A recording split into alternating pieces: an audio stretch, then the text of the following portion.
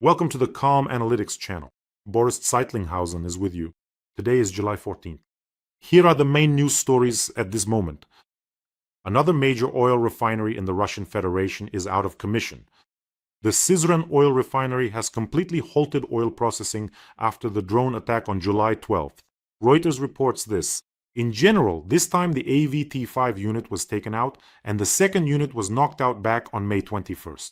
So as a result, the entire plant has now come to a complete stop. Both primary processing units are not operating. The plant's capacity is 8.5 million tons of oil per year. And that's not all. Over the course of the night, 11 more vessels of the Russian Shadow Fleet were hit in the Sea of Azov. 5 tankers, 5 dry cargo ships, and 1 tugboat. Thus, in 9 days of the operation, the number of affected vessels has reached 116. That's simply phenomenal. Let me immediately answer a question that often comes up in the comments. What about the environment? Where does the fuel spill?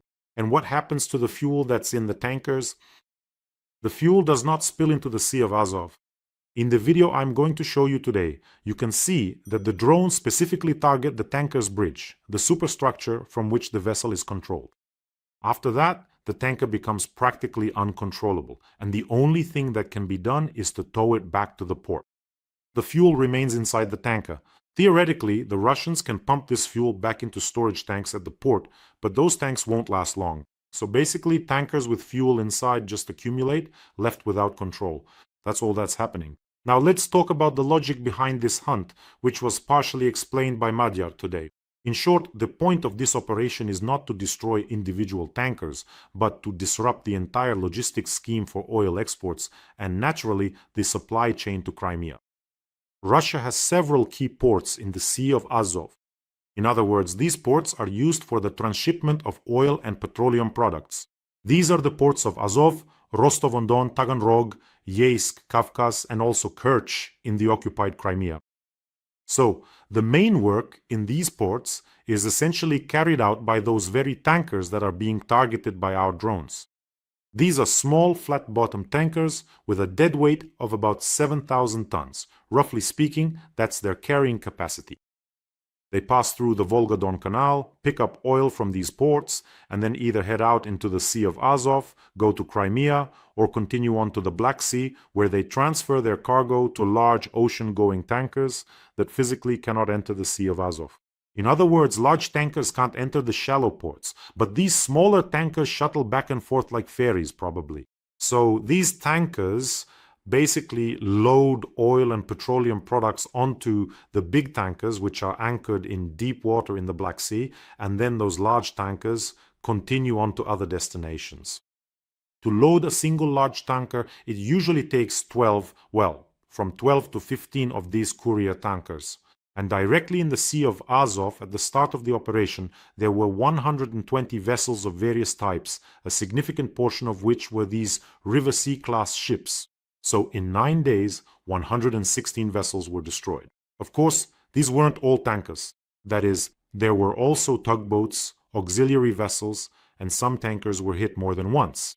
But the fact is that most of the tankers in Russia's Shadow Fleet have been put out of commission in the Sea of Azov. Can these tankers simply slip back through the canal? Theoretically, yes. They are capable of returning through the Volga-Don Canal into Russia's internal river systems. But that doesn't solve the problem. If the exit through the Sea of Azov and the Kerch Strait is restricted, as it is now essentially closed, then the entire export logistics chain simply stops working. In general, the point of the operation is not to sink every single tanker. It's much more effective to disable dozens of these small vessels that connect Russia's river oil depots with large export tankers. That's it. Without this courier-type oil delivery system simply doesn't work. And it's clear that nothing will be delivered to Crimea either. Well, now let's watch a video showing how our drones precisely attack what are probably now just the remnants of tankers in the Sea of Azov. Take a look. Повітряна тривога, лети до Таганрога, дістань до Волгограда, Саратов потруси, нехай гримить в Тамбові, Рязані та Ростові, як до Москви дістанешся, то нахуй рознеси. Дехто каже, що це гріх і так не треба. Гнів та розпач можуть карму зіпсувать. Бачу сльози, чути стогін аж до неба. За це все капи мають поздихать. Повітряна тривога, лети до Таганрога, влупи як слід вороніж і Курском закуси. Є Лабугу поштрикай, Новгород великий, як до Москви дістанешся, то нахуй рознеси.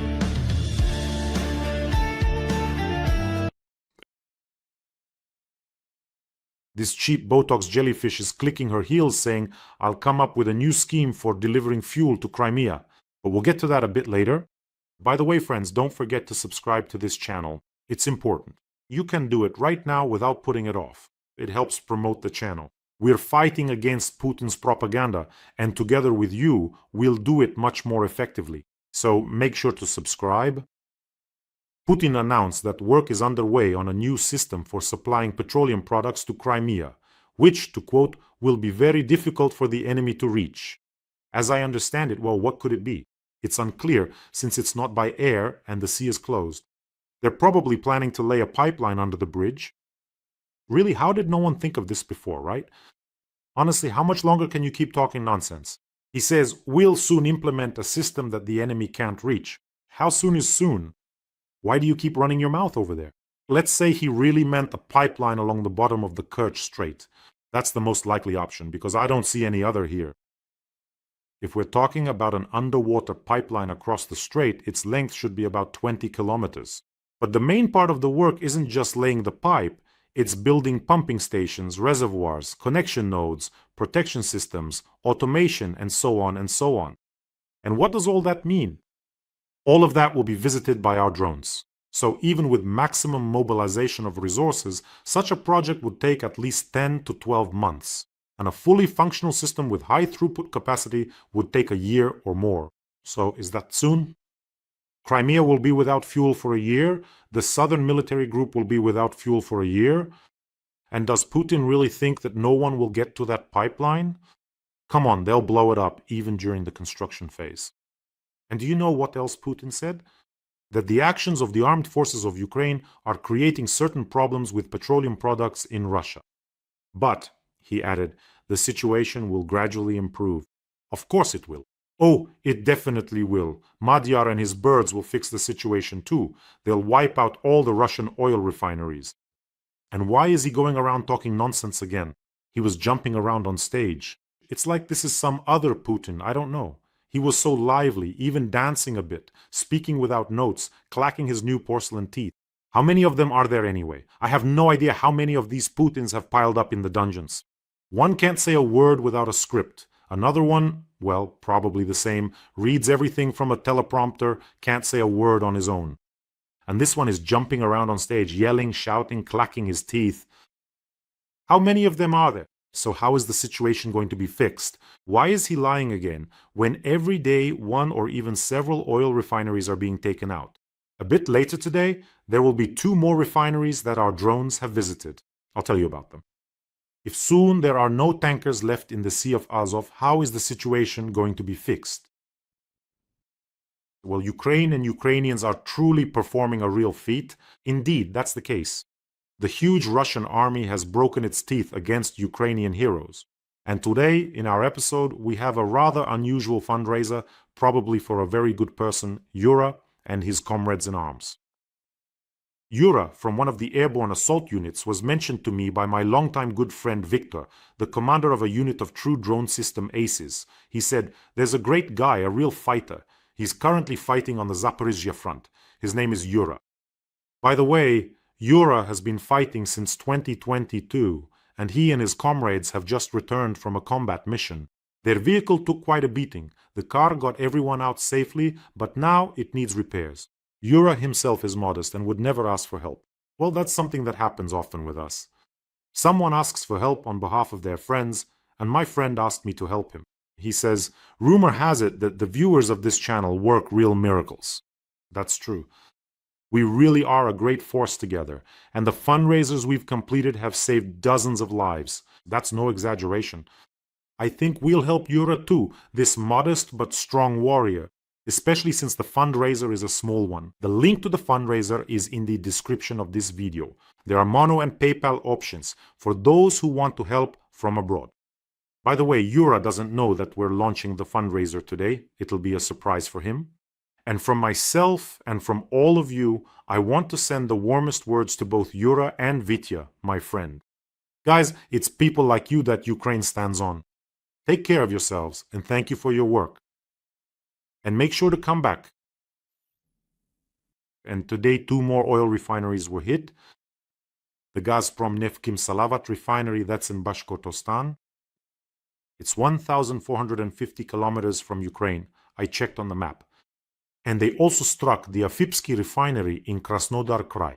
The Gazprom Neft Kimsavat refinery in Bashkortostan is one of the largest oil refining and petrochemical complexes in Russia. It has a processing capacity of about 10 million tons per year. In addition to gasoline and diesel fuel, they also produce aviation fuel. It burns perfectly. Let's watch the video.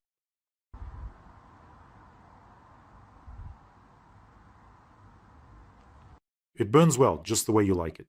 By the way, the head of the Republic, Radi Kabirov, reported that the air defense repelled the attack, but there are several areas of smoke caused by the falling debris of downed drones. Radi Kabirov. All right, enough talking. Everyone can see there were several hits. The whole plant is on fire.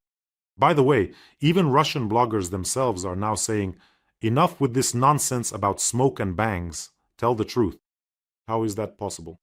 They always claim to shoot everything down, some debris falls somewhere, and yet fuel has disappeared in Russia. How can that be?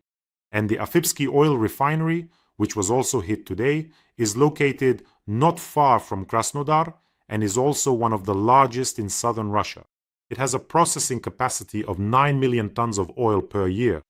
It plays an important role in supplying fuel to the Krasnodar region, Crimea, and the southern regions of Russia. Basically, soon there will be zero fuel left in the south. And here's another absolutely fantastic piece of news. Apparently, after the news that Germany will purchase 50,000 drones for Ukraine, the old man in the Kremlin completely lost it, and the Russian Foreign Ministry released 4 statements at once. The German ambassador was told at the Ministry of Foreign Affairs about Berlin's involvement in Kyiv's terrorist strikes on civilian infrastructure in Russia. That's one. The German ambassador was told that Germany's growing support for the Kyiv regime is unacceptable. That's 2. The Russian Foreign Ministry pointed out to the ambassador, this is important. Here's the full quote. We pointed out to the ambassador the immorality of German agitprop's descent into the worst practices of Nazi propaganda, reports the Ministry of Foreign Affairs of the Russian Federation. So what kind of creativity did Zakharova come up with after the weekend when she came out of hibernation? And here at the end is the important phrase, which is basically why I included this news in the broadcast.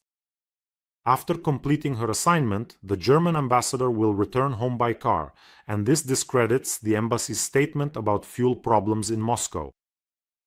So what are they trying to say with this? That the German ambassador will return home by car after her assignment ends. And that means automatically it confirms that everything is fine with fuel in Russia. Seriously? So if the German embassy and their motor pool have fuel, that means there's fuel all over Russia. That's the logic behind the Russian Foreign Ministry's statement. So if Putin has black caviar for breakfast, does that mean every Russian has it on their table too? That's what it comes down to. But oil refineries and tankers aren't the whole story. The Ukrainian Navy, destroyed the Russian Federation FSB Border Guard ship Izumrud. There are dead and wounded among the crew. What a pity. You see, the Project 22460 Okhotnik ship was commissioned in 2014. It patrolled the coast of Crimea and patrolled itself right into trouble. It was taken out by one of the Ukrainian naval drones. Beautiful. And since we've already mentioned the German ambassador, I have another piece of news here.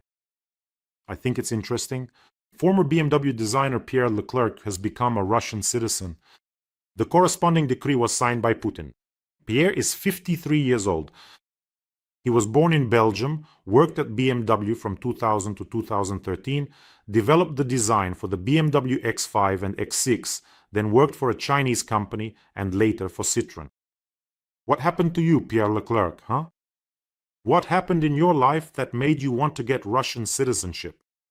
Putin periodically buys some media personalities or semi-famous foreigners with this citizenship, I don't know what else they offer them, just to show that Russia isn't such a terrible country and that there are still people who want to come here of their own free will. In the end, only a handful of these washed-up athletes, actors, or some well-known figures, either formerly famous or just with a recognizable last name, actually settle in Russia. For example, that Steven Seagal even promised to go fight for Putin, but maybe some other time, not right now. In my opinion, he's one of the most talentless actors out there. He received a bunch of nominations for the most disastrous films, for the most disastrous directing. That is, Steven Seagal is a recipient of the Golden Raspberry, which is a film anti-award, in the categories of Worst Actor, Worst Director, Worst On-Screen Duo, Worst Supporting Actor.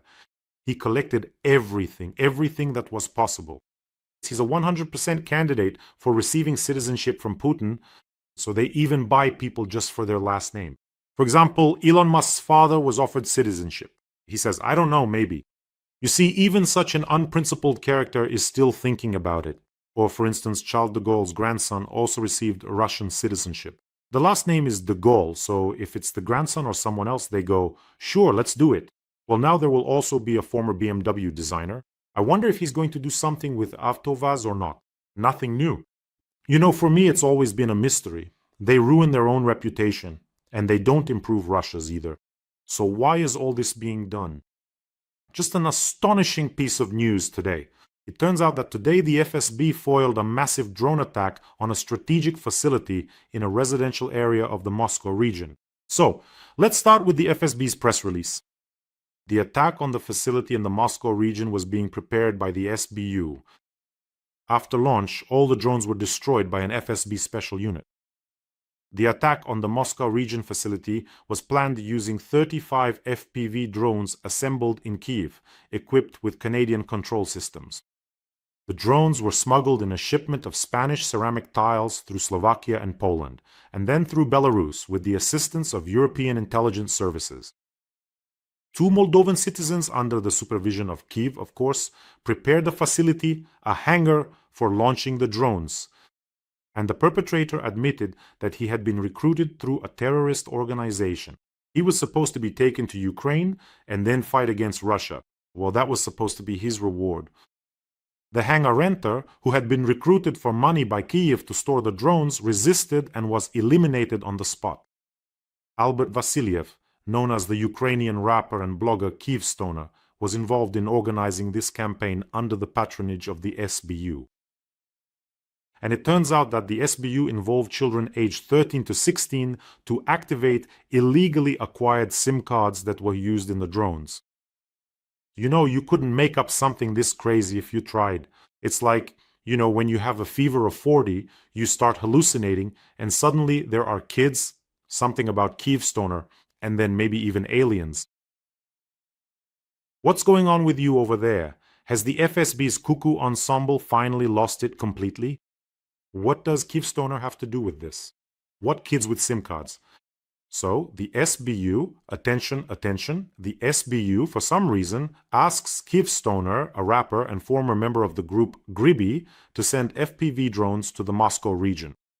Kyivstoner lives in Slovakia, so the SBU comes to him there and says, hey, Kyivstoner, maybe let's send them over. He says, of course, just a second, we'll call up some 13-year-old kids and have them activate SIM cards over there in Russia. The drones are delivered through Poland to Slovakia with the support of European intelligence agencies. Who helped them in Slovakia? Was it an egg or something?